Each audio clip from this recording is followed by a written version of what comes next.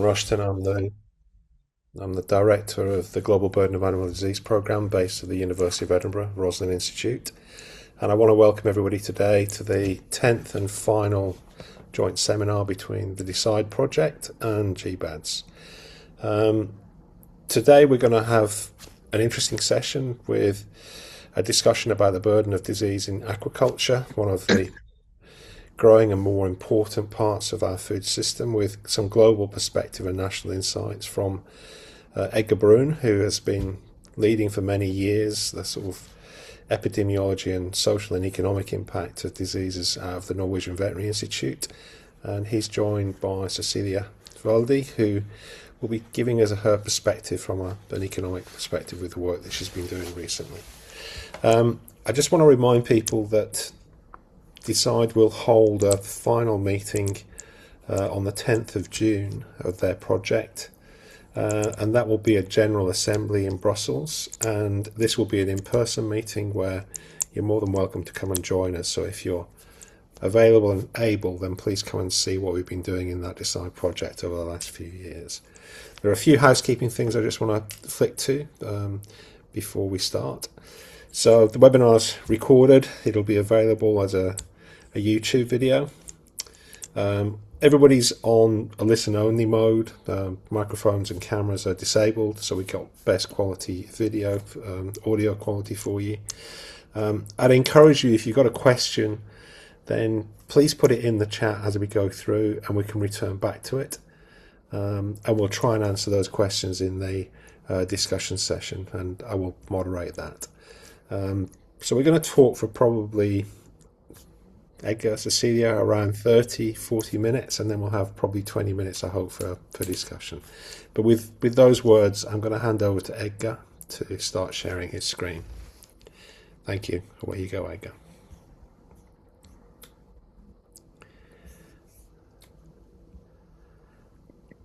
I think you have to take this on. That's good.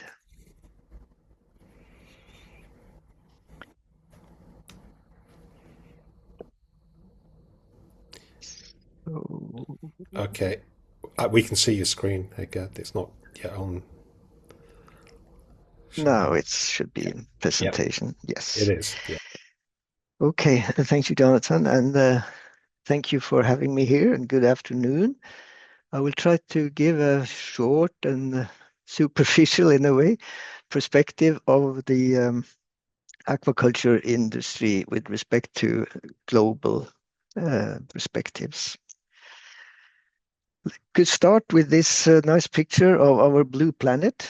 It says also that we have seen that the ocean is not as sort of untouchable as we might have thought. We have thought it should be the storehouse of food, of aquatic food, but we also see now that even such a huge 70% of the surface is actually sensitive to our human activity.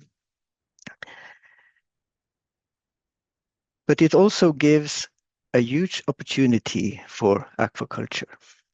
So what is aquaculture? Aquaculture is something that we have been doing for several thousand years, but it has been industrialized, let's say, for the last 4 or 5 decades. I like just to say it's a breeding, it's a cultivating, it's harvesting of aquatic animals and plants. That's also part of the aquaculture concept. So we say species of fish, shellfish, seaweed, and algae in various water types. So that is aquaculture. But in this context, I will concentrate on aquaculture as production of animals. And that's also why I say that animals in aquaculture is livestock. We usually say livestock and aquaculture, but I like also to say that animals in our farming industry is livestock. And it's important to think of them as livestock in order to treat them as traditional livestock. We have many species. FAO says there is more than 700 species, but around 17 represent 60% of the global production. We have mostly small-scale farming, around 70% of all production is represented by small-scale farming. That means that these small farms are very important contributors to the global food security and socioeconomic well-being. And also around 20-25 million people around the globe takes part in this primary sector. Most of the data I will present comes from this report or state of world fisheries and aquaculture that FAO publish every second year. So this is from the 24, and in 26 there will be another updated version. If we look at the global value of farmed animals, of course cattle is the one that is dominating, but we see that within aquaculture, and now again we talk about animals, start to catch up on pigs and chicken. So aquaculture is a very growing industry and should be looked upon in the same area as chicken and pigs. So how much do we produce? This is again from the FAO report. And what's interesting here is if you look at the blue parts, the light blue is fisheries from marine, and the darker blue is fisheries, captured fisheries from inland waters. And we see from around end of 80s, these catches are plateauing. And at the same time, we see that aquaculture is increasing. The dark red is from inland waters, which is the majority of aquaculture produced globally, and the light red or pink is from the marine. And the yellow line actually shows the portion or share of aquaculture compared to captured fisheries. And we see from the last few years that actually aquaculture produce more food for consumption than we get from the fisheries. So how much do we get? Around 94 million tons live weight comes from farmed aquatic animals. 65% from finfish, crustacean 14, and mollusks 20.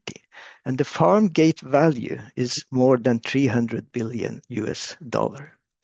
We also produce seaweed, 37%, no, 37 million tons, which also is a quite increasing production. I don't have the exact number of the value on that.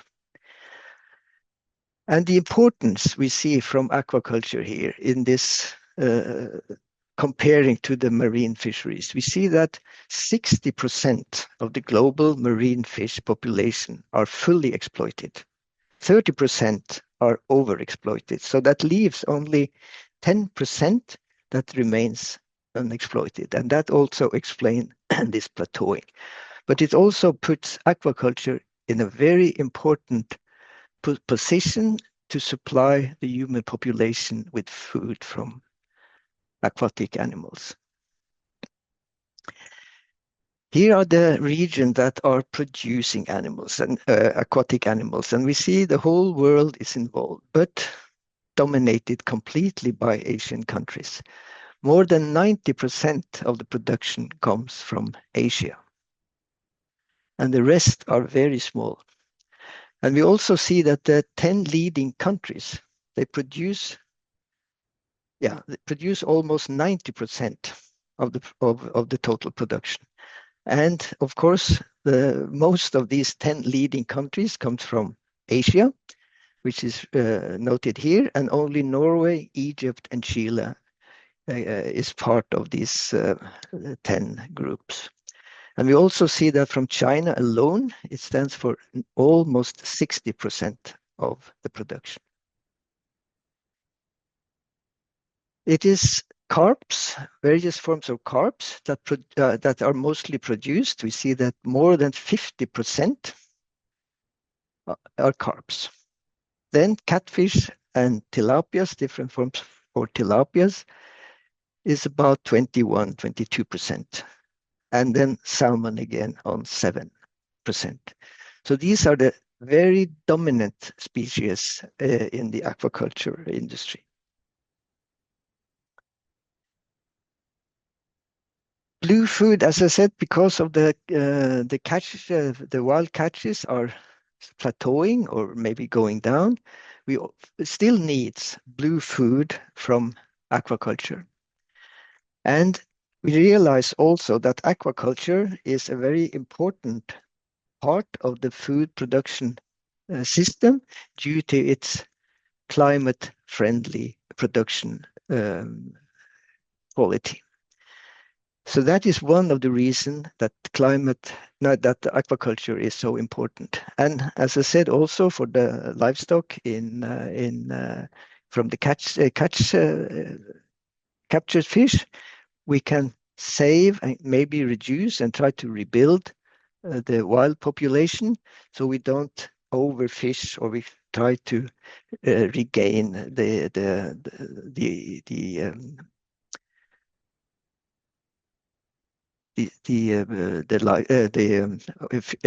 catches from the oceans.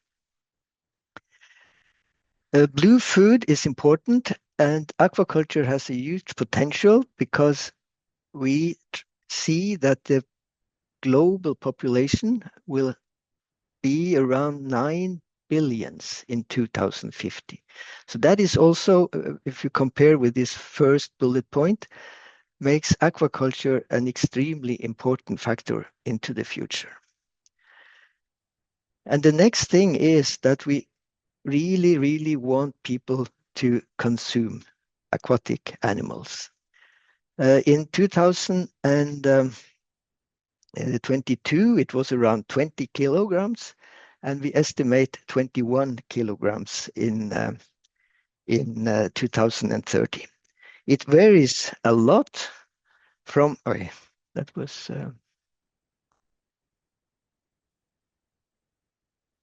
sorry about this,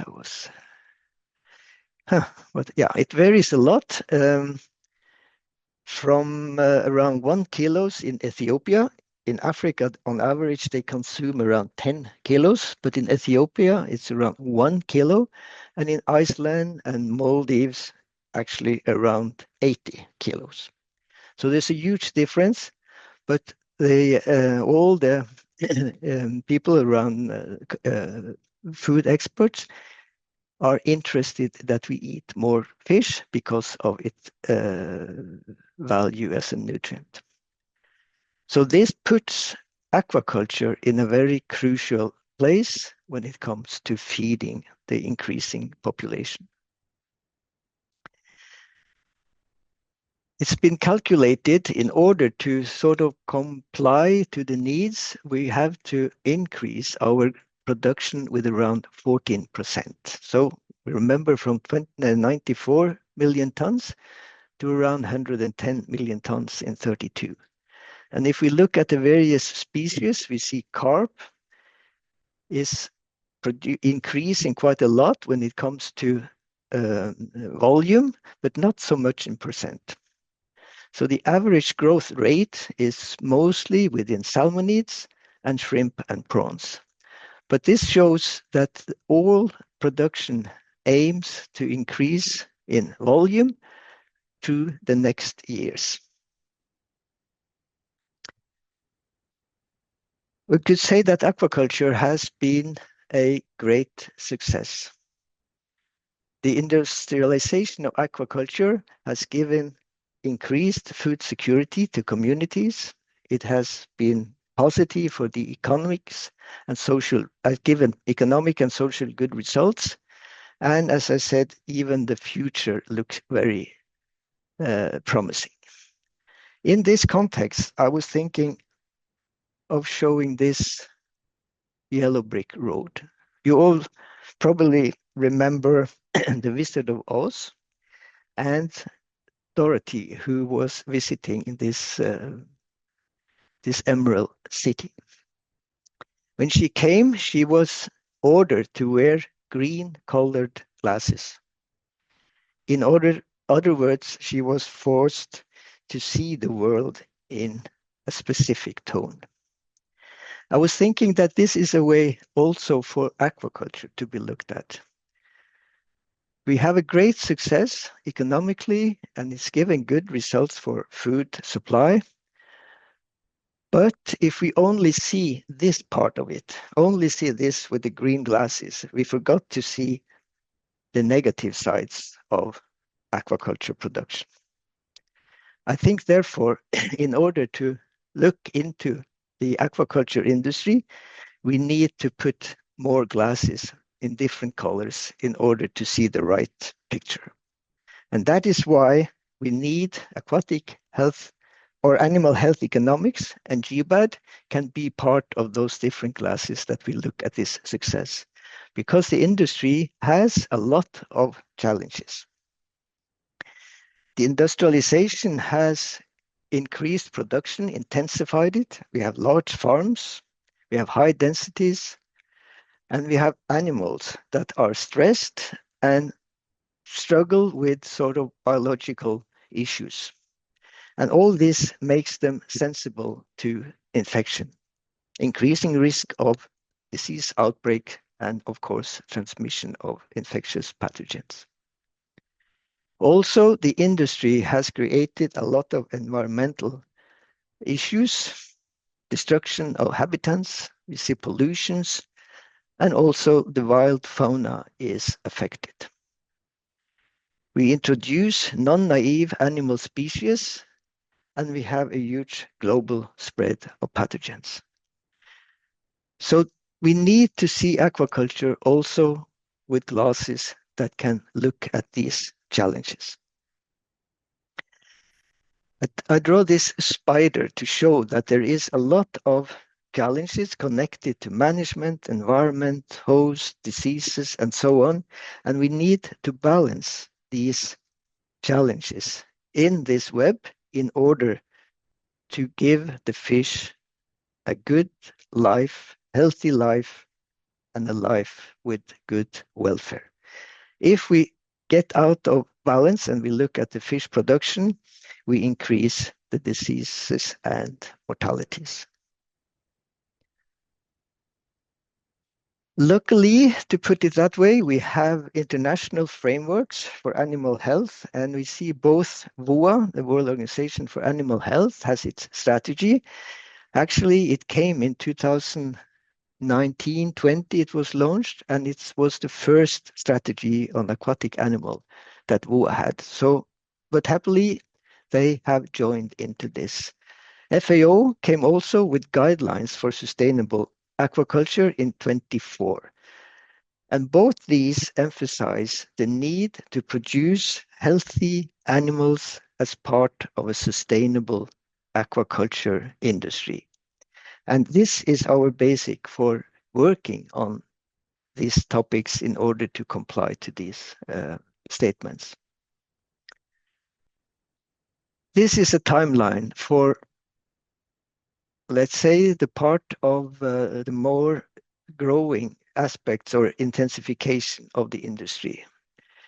We started our aquaculture activities, as I said, many thousand years ago, but the more intensified production could say started around 1970s, 80s.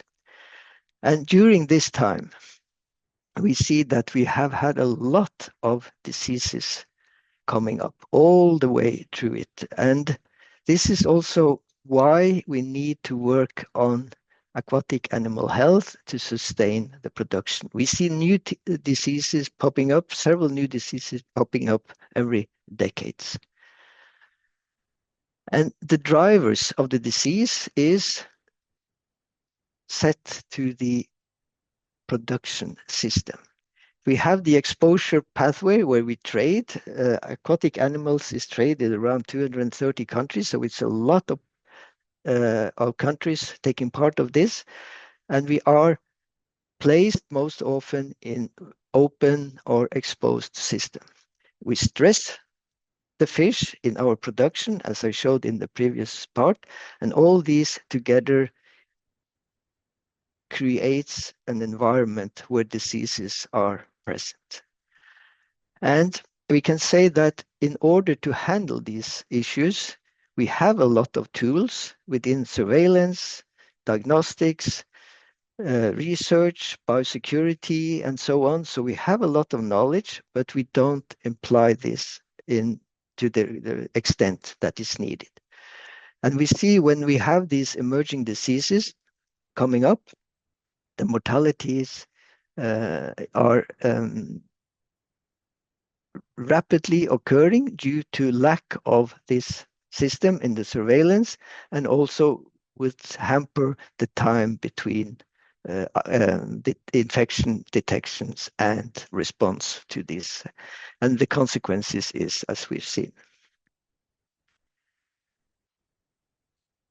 We have, as I said, options to control diseases available to improve it. We know a lot about biosecurity. FAO had this report some years ago. We have vaccines, commercials, autogenous vaccines. If we look at the salmon industry, almost all salmon are vaccinated. If you look at tilapia, on the global level, it's around 5% that are vaccinated. There's a huge demand for feed and seed. Their knowledge is there, but we cannot really take them into production. Veterinary services, we know, management, regulation needs to be enforced, data collection system, we know how to do it, but we are not basically implementing them. And we also talk a lot about this PPP collaboration, which is a tool that actually could improve the aquaculture production. We see here a curve to the right. It's from Ghana. In Lake Volta, where there was a huge interest in increasing the aquaculture production. And then it was introduced ISKNV, which is a virus that dropped the production with 30%.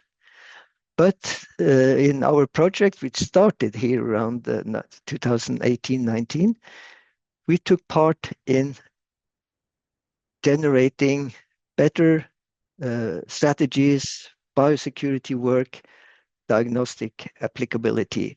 And I wouldn't say that we are the cause of the increase here, but it's a huge part of how we can work with these problems. But the challenge is all these things come with an economic cost. And there is little, let's call it experience to evaluate these costs towards benefits. We don't see much on the impact of the diseases in aquaculture. And we think it's large, but it's unknown. Saying that, if we look for papers documented, we see that around $6 billion are related to losses. That is around 2-3% of the global farm gate value.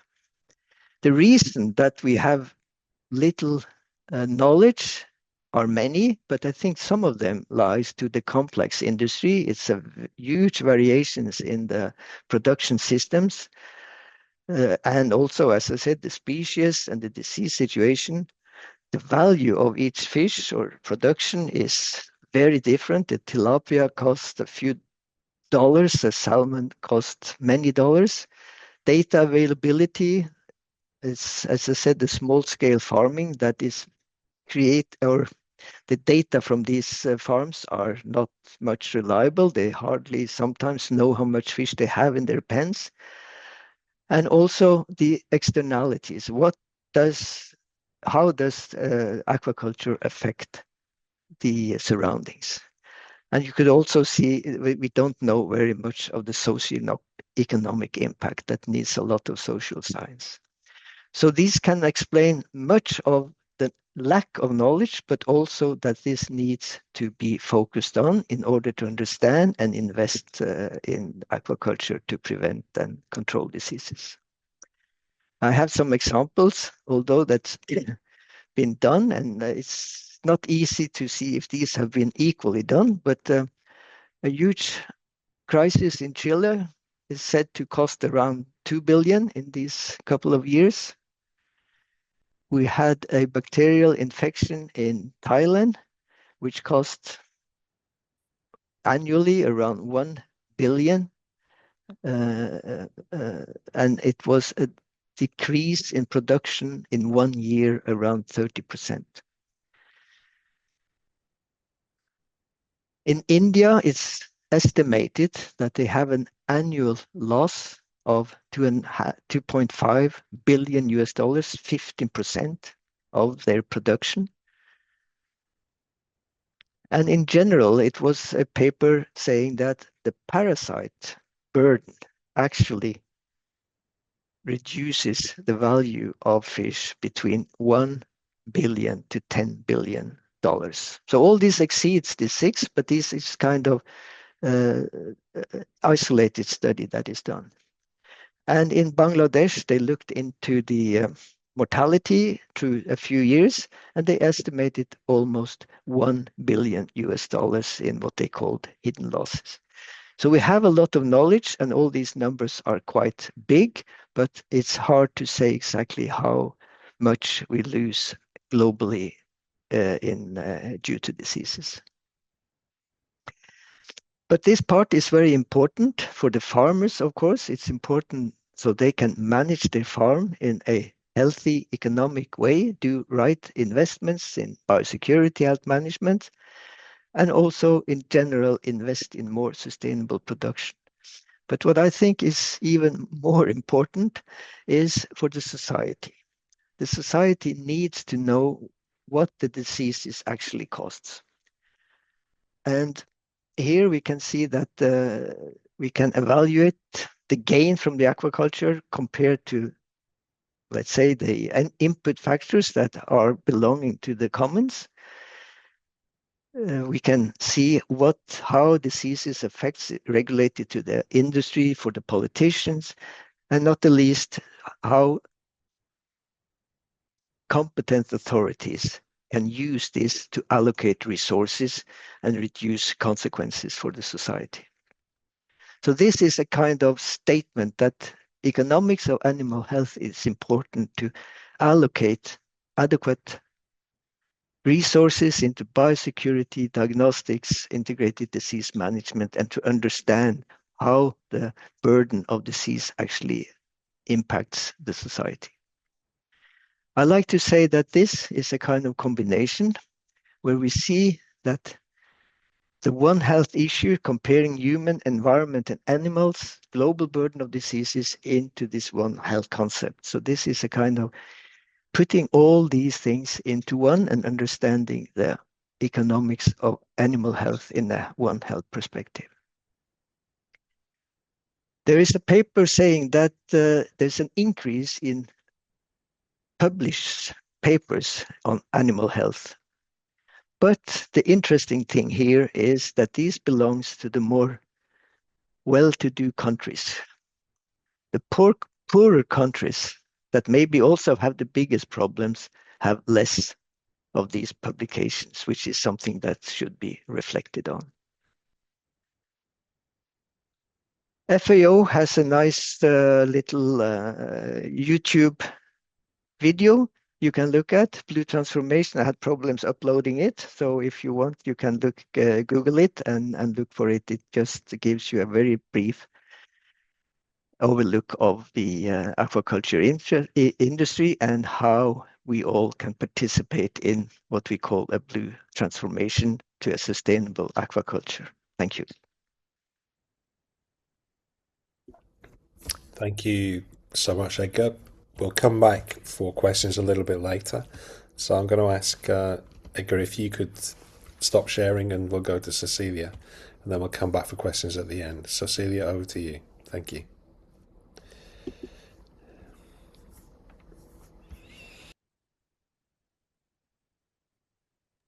Okay. Thank you, Edgar, for giving us a more global perspective on this. And I'm going to bring you to a more of a national insights into the salmonid aquaculture in Norway. So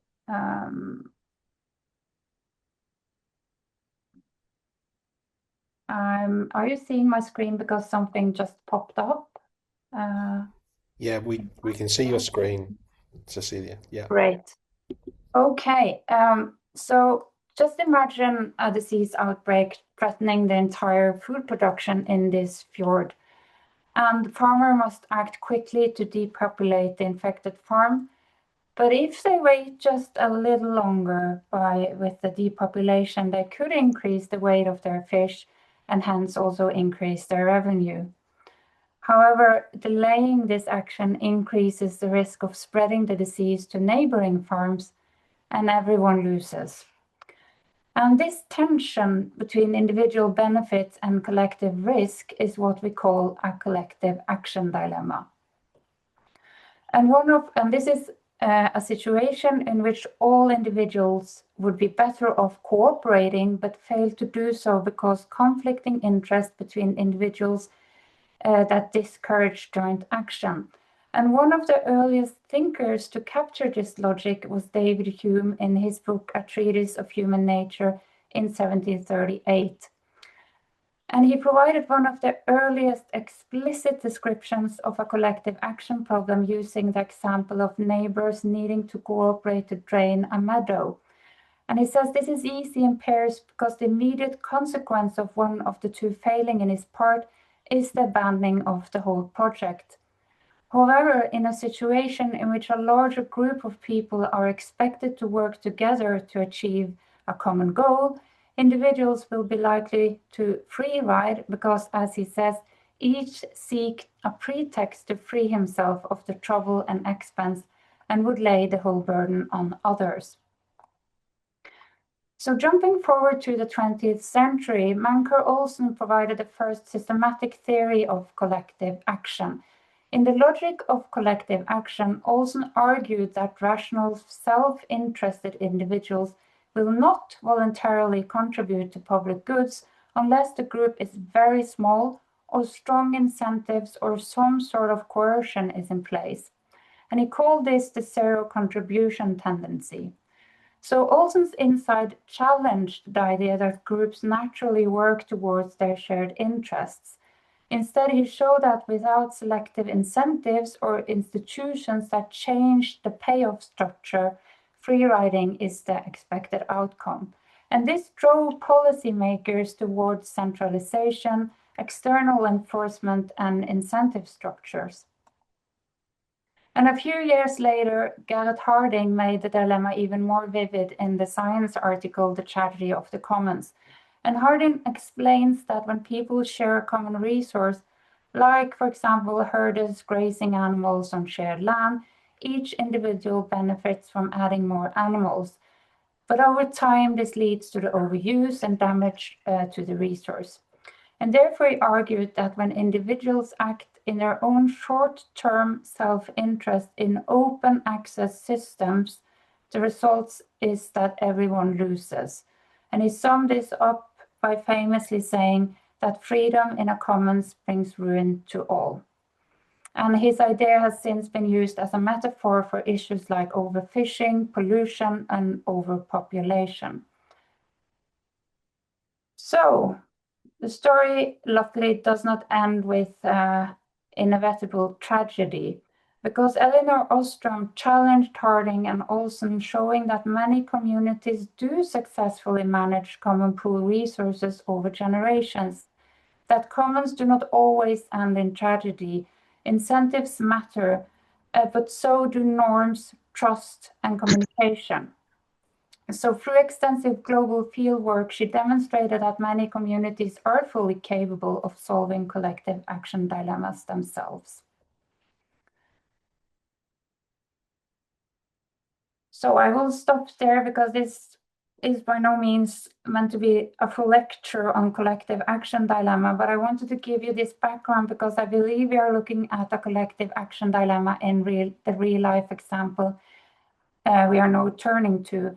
And maybe we will find some answers in how to prevent this dilemma in understanding the work of these and others, and why it is such an important concept across economics, political science, and resource management.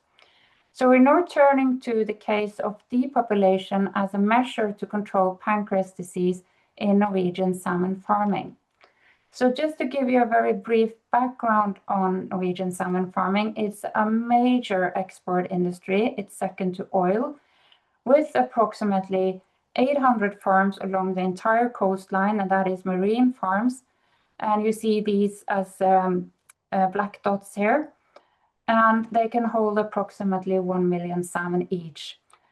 In 2025, we exported about 1.5 million ton of farmed salmon to a value of about 10 billion euros.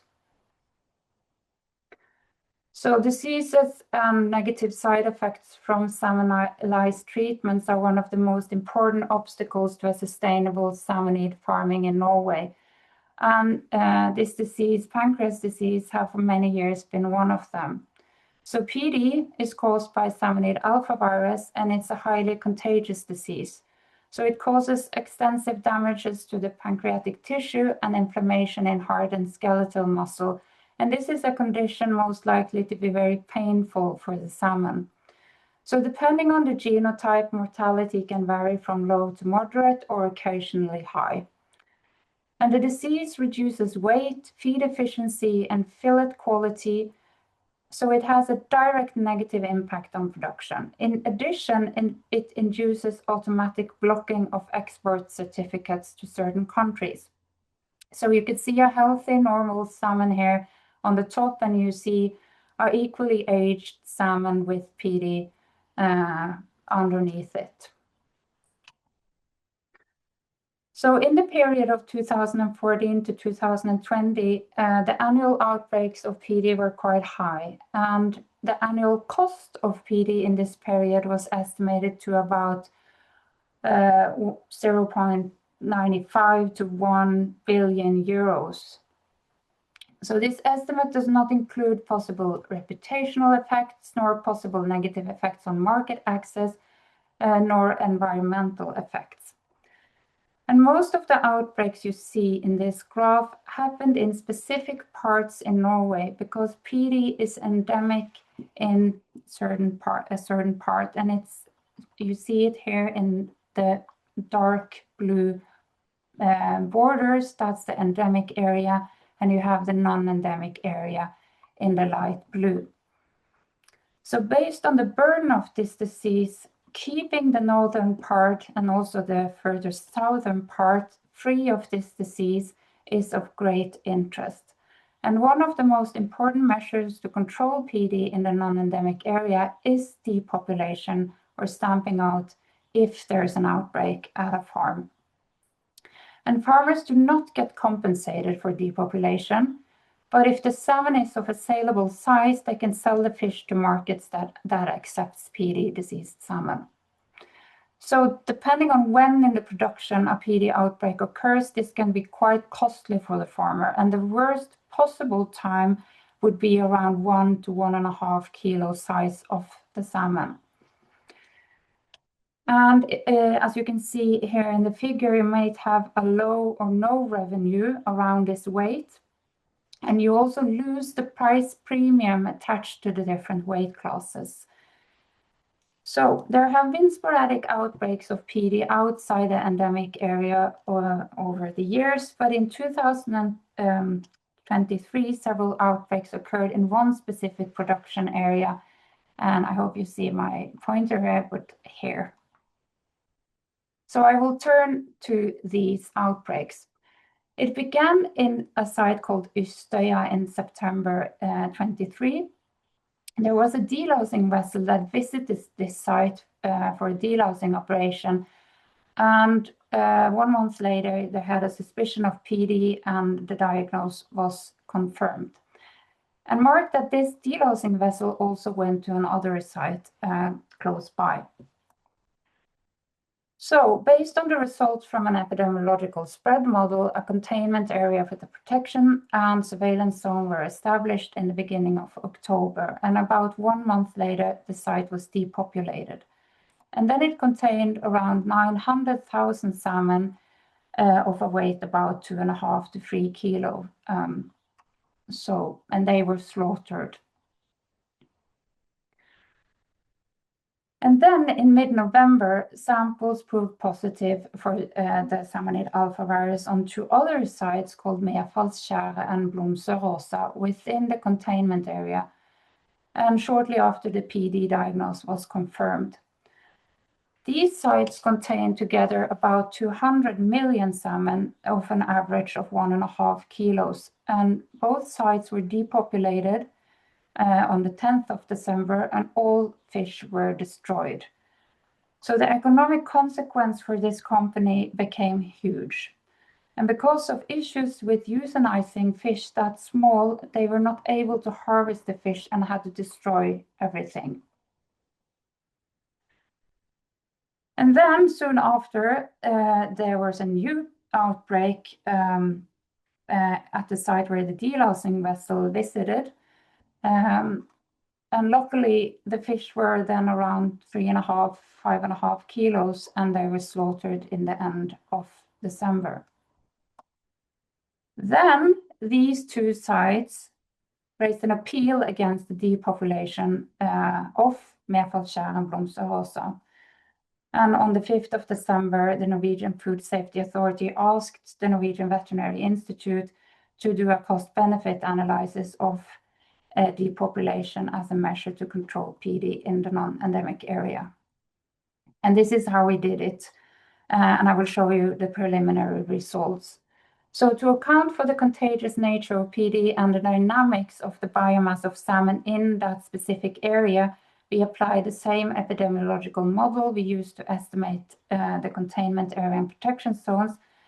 And this is a model that looks at the probability of PD, or estimates the probability of PD spreading to locations within 100 kilometers of the index location based on seaway distance, the number and size of fish on the location, the month of introduction, and the time to slaughter of the index farm. And it's parameterized by production data.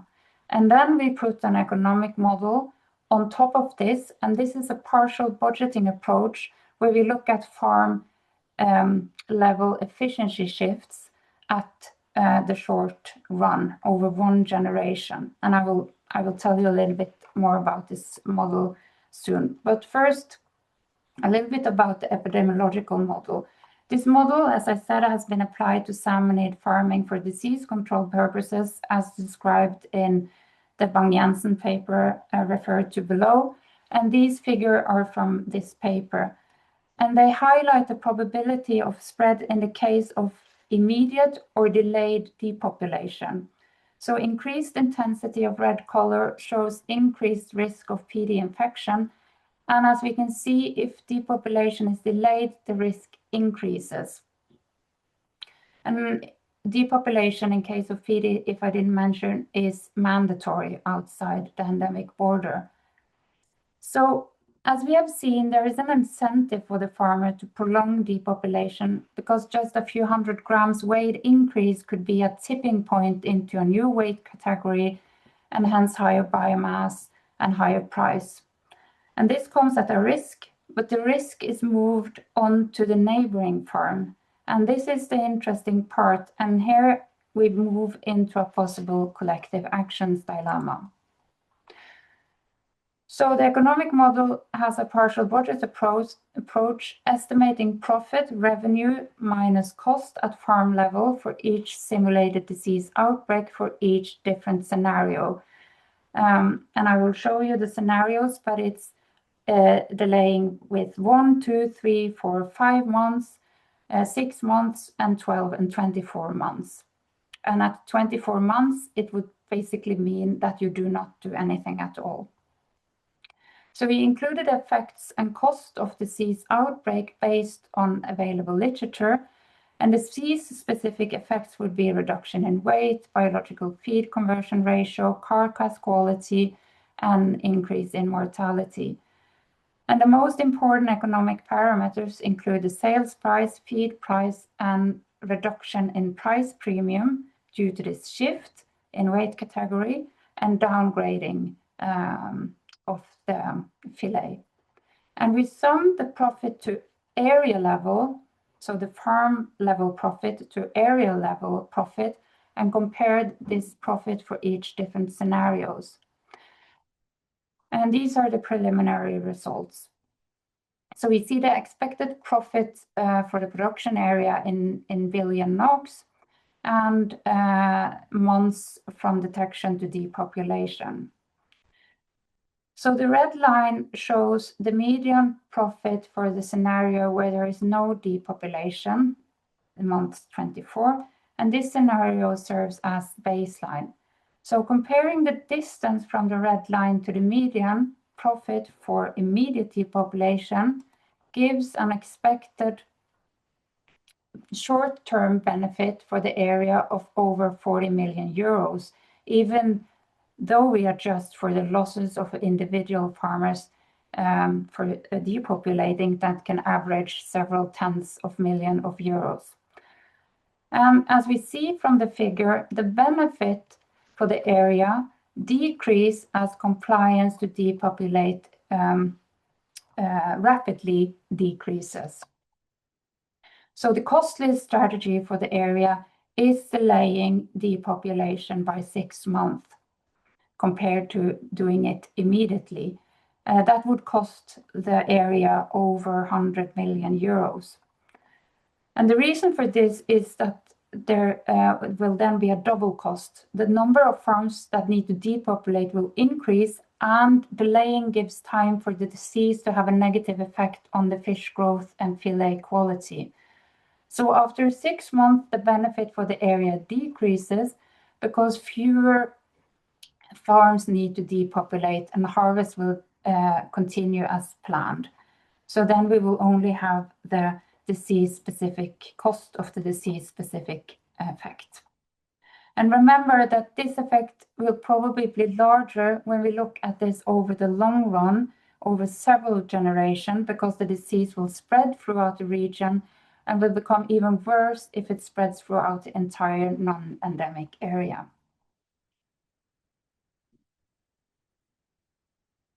So to conclude on these preliminary results, we see that there is an economic benefit for the region that the infected site depopulate as quickly as possible and comply with the control measure, but for the infected farms, there is an economic benefit of prolonging depopulation in the short run. So if you assume that the tragedy of the commons metaphor is valid, the farmers will, with the greatest loss, should try to delay depopulation as long as they can within the legal framework. But interestingly, the company that faced the greatest losses acted rapidly, but later appealed the decision of depopulation. And this might suggest that the issue is not unwillingness to act, but how responsibility and costs are allocated once collective action is taken. So analytically, we might interpret this within 2 different rationalities. At the biological and operational level, they recognize collective risk and act quickly to limit disease spread. But at the legal and economic level, they contest the decision and seek compensation, arguing that the cost of collective protection should not be borne unilaterally. So, rapid depopulation might be seen as a contribution to the collective good, an action that creates an obligation of reciprocity.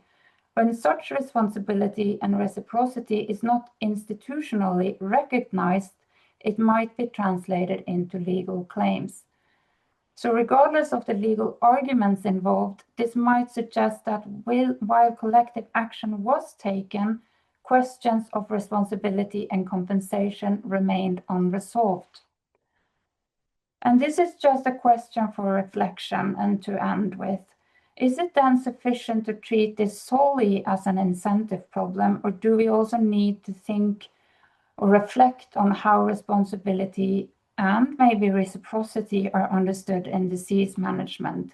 So social obligations are never neutral, and giving always implies a form of reciprocity, something we see in ancient cultures and might be observed in modern disease governance alike. And I will leave this an open question to reflect on and end this by quoting a poem that Jonathan sent me in relations to this talk. And now I will do a little stunt. This comes from Håvamål and is part of the poetic Edda, one of the most important sources of Norse mythology from the Viking Age. And they were not completely savages, these people. Its teaching combined ethics, social norms, and a reflection on human nature. So I will try to do this in Old Norrøn language. Tanka ek mildan man, edan sva, mater, gådan at verit teget, edan sin sfer, svagi gløggvan, at leid selaun f thegi.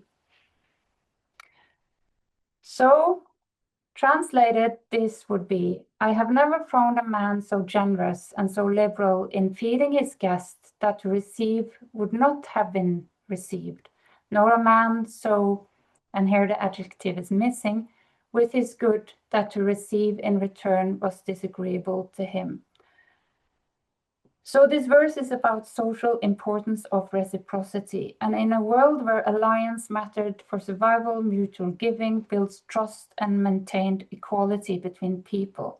So is compliance only a question of the right monetary compensation, or is it also about how we understand our responsibility towards other actors, how we appreciate livestock and ecosystem, and how risk is distributed morally, not only economically? So even though this is a Norwegian case, it might be familiar across biology, economics, and social governance. It's a situation where collective action is necessary to prevent harm, yet the rules and incentives in place do not always align with what the system needs to function. So even in well-regulated, resource-rich contexts, compliance is not always straightforward, and responsibility is distributed in ways that are sometimes invisible until after the fact. So with that, I just want to thank especially some persons that have been involved in this, and that is Lars Kveller at the Institute that helped a lot with the modeling, and Mona at the Norwegian Food Safety Authority, and Vilma and William from the EU Decide, but also from the Collaborating Center of Economics of Animal Health, and also Jonathan, thank you, from the GBADs and the Collaborating Center. So thank you. Thank you so much, Cecilia. If you want to stop sharing, that was fantastic. We will open the floor for questions. We've already had one from Herdine. There's one that's coming from Ben. I just would like I'd like to allow Ben to actually speak if possible. Joanna, could you facilitate that, please? Maybe I can do that. Find Ben. Yeah, Ben, you should be unmuted if you want to just talk to the point that you just raised. Yeah, yeah. There you go. Well, Edgar and Cecilia, that was a great talk. I've been looking forward to that. It feels like months now since it was first advertised. Yeah, I was chatting with Will actually offline about this. I noticed Aquaculture has failed, and it's such a shame.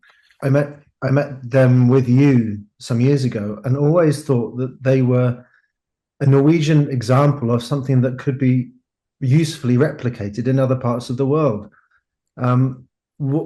just for other people's benefit. They're, I guess, an industry-born organization where they decided to come together and pool their data to get a better understanding.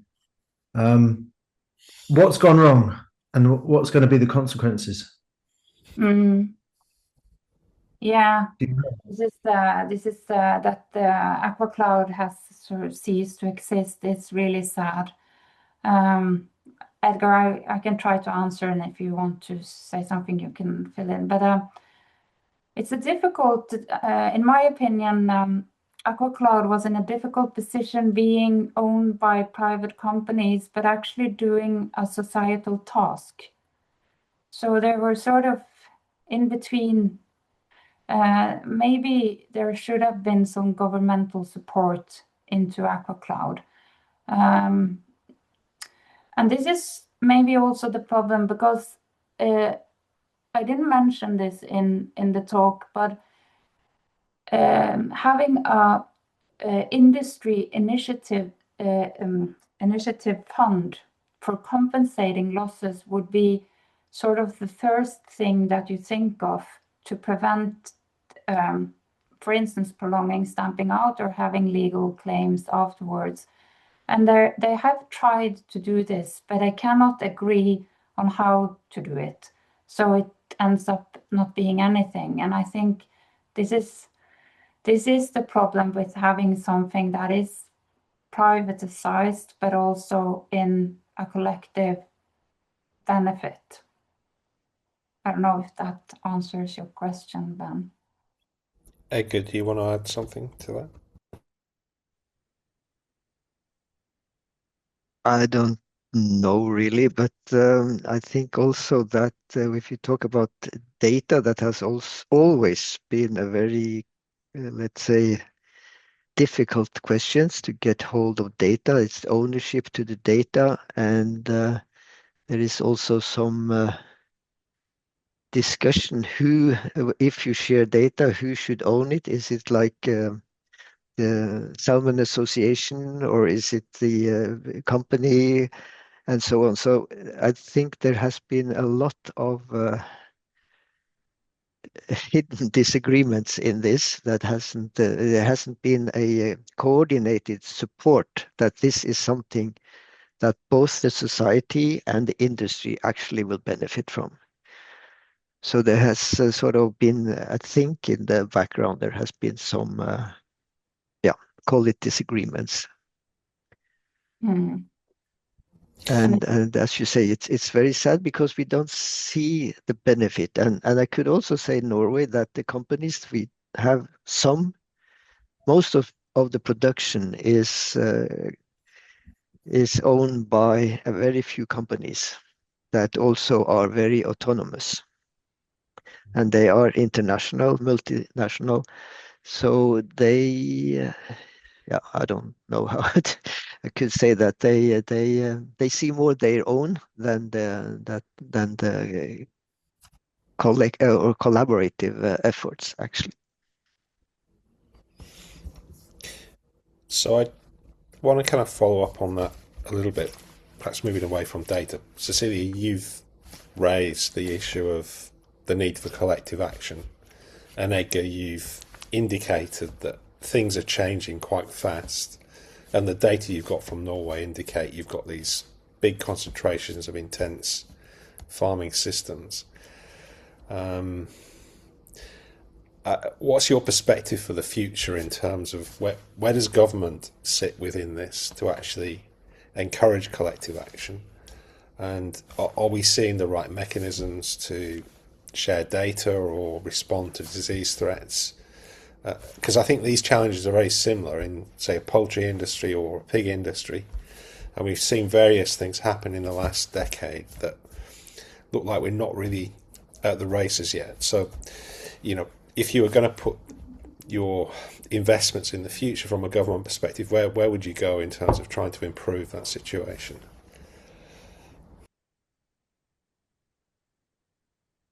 Do you want to start, Edgar? No, Cecilie, just go on.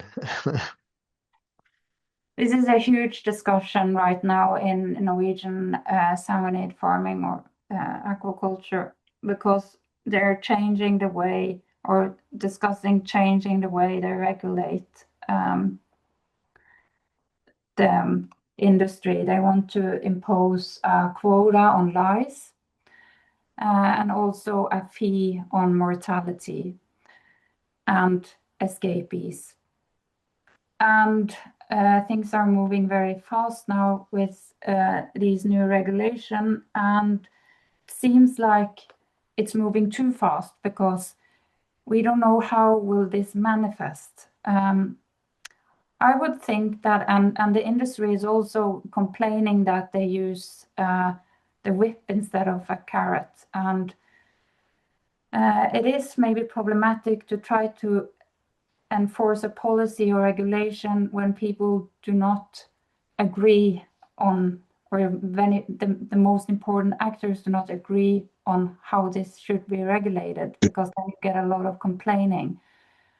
From my perspective, I think raising a fund that compensate losses, and that this is done by, for instance, taking some percentage of the export value and managed by the industry and government together, that they decide how this should look like, and then somebody externally is enforcing the fund. But it needs to be done in a dialogue and a close communication with the industry, and then you need to have a great deal of trust. And I think this trust right now is lacking in huge parts. So this trust issue is a problem. And also the information asymmetry doesn't necessarily improve the situation, because then the government they do not have a full, complete picture of how it should be regulated, because they don't know how does disease look, what's the prevalence for the non-listed diseases, how is mortality, what's the causes of mortality, and so forth. So yeah, building the trust, I think, will be essential. So Edgar, I'm going to give you the last word and then I'm going to close. So what's the answer? No, I'm not sure. I shouldn't say so much, but I think this with trust is one thing, truly. And I also see that the industry, let's say it's actually huge. If you talk about Norway, it's huge. It's sort of the second after the oil industry. And let's say the regulatory or the competent authorities and the regulatory authorities are extremely small compared to the need in the industry.